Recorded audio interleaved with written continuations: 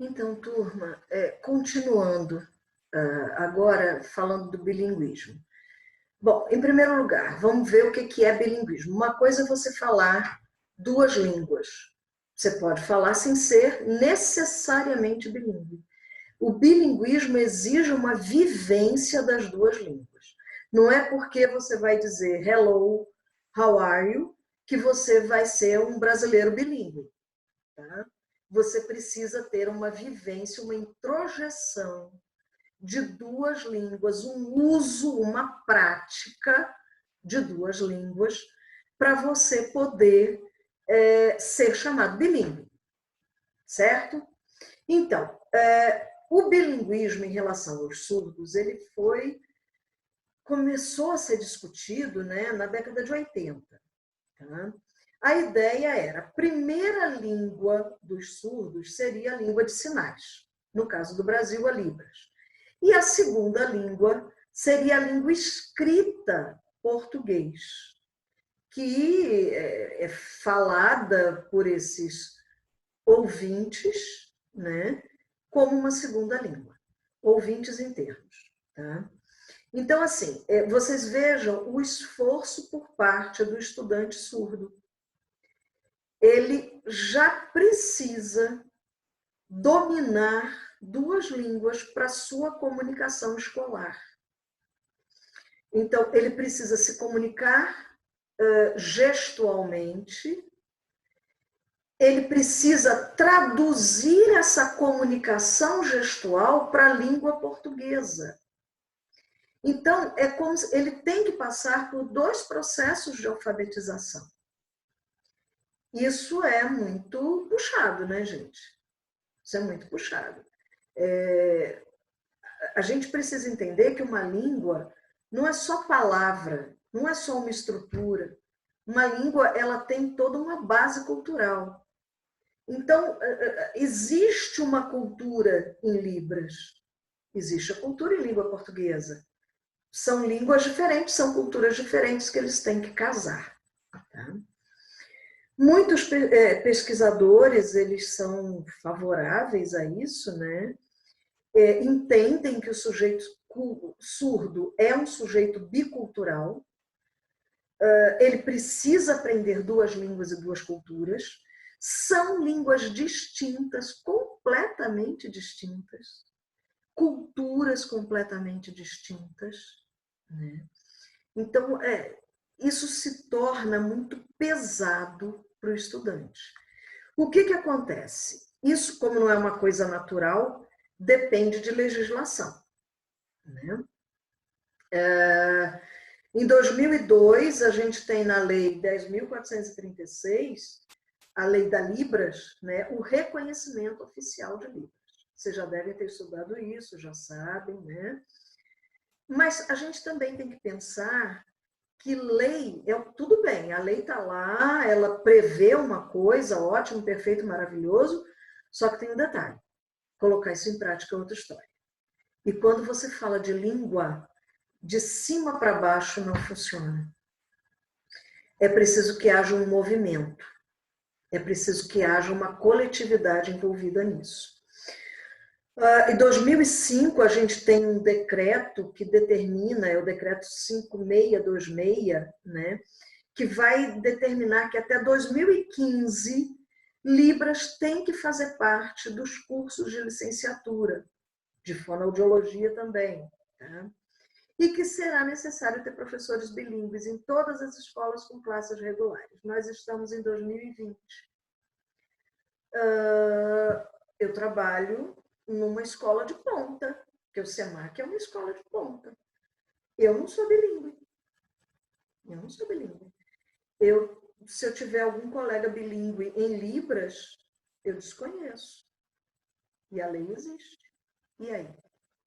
Vocês vão se formar bem próximo, né? Tá essa formatura. Beleza. Vocês são bilíngues? Vocês têm a disciplina de Libras? Vocês são bilíngues? Vocês terão condições de, em sala de aula, dar aula oralmente e gestualmente? Eu sei fazer isso aqui, ó. Não sei fazer mais nada. Eu faço isso aqui. Não sei fazer mais nada. Tudo bem que eu me formei há séculos, né? Mas e vocês? Vocês sabem? Vocês vão conseguir fazer isso? Pois é.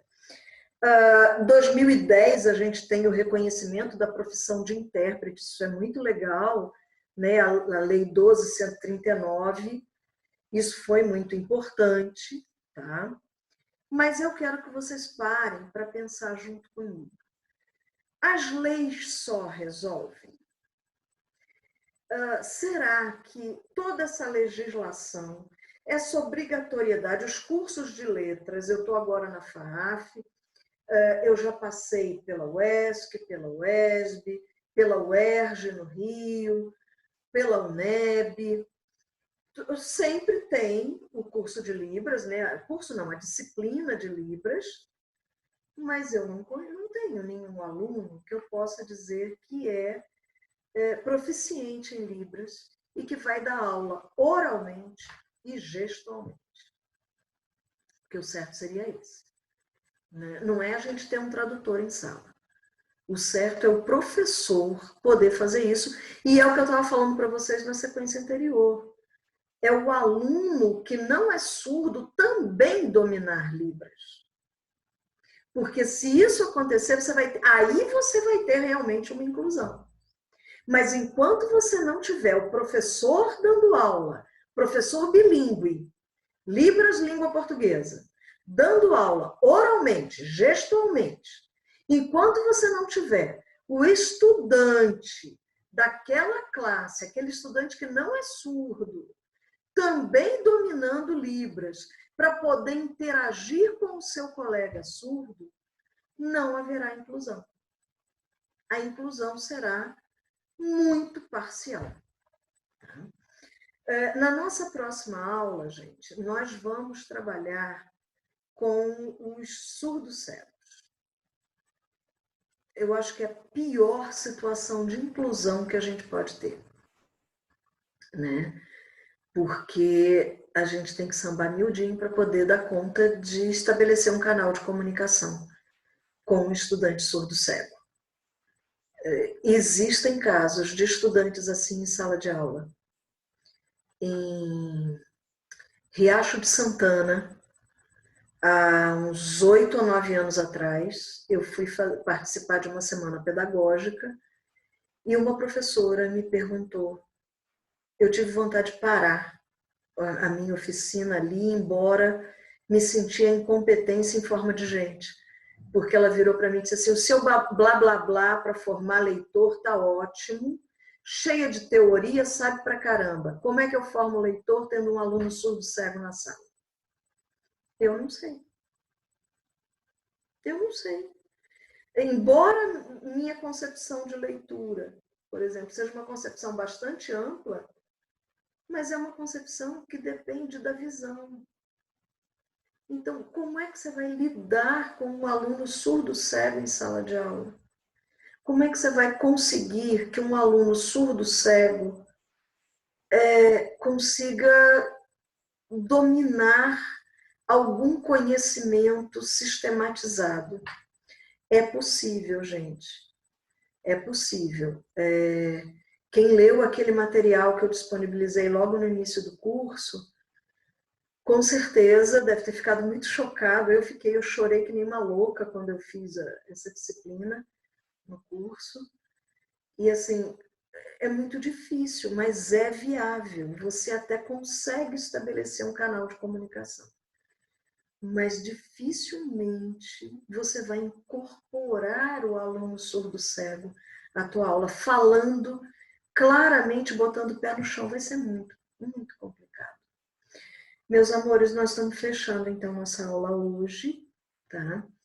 E eu vou disponibilizar também o material impresso posteriormente. E na nossa próxima aula a gente já começa com surdo cego, tá bom? Boa noite, gente. Tchau. A aula de hoje, eu me confundi. A aula de hoje é de hoje mesmo, tá? É do dia 16 de maio, tá bom?